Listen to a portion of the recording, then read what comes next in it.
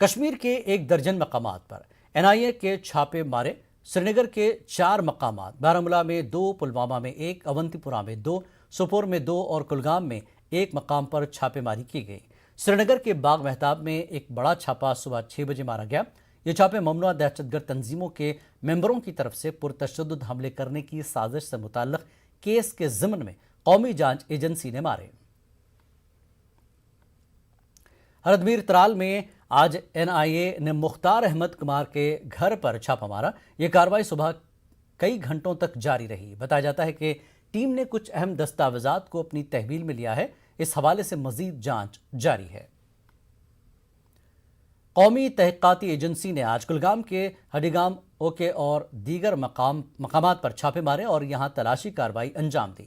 ساتھ ہی قابل اعتراض مواد برآمد کرنے کا دعویٰ کیا ہے۔ سیکیورٹی فورسز نے صبح سویرے ان علاقوں کا محاصرہ کر لیا تھا اور اس کے بعد یہاں چھاپے ماری کی گئی۔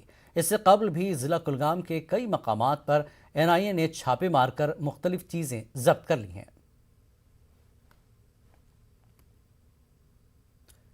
غلام نبی آزاد نے کہا ہے کہ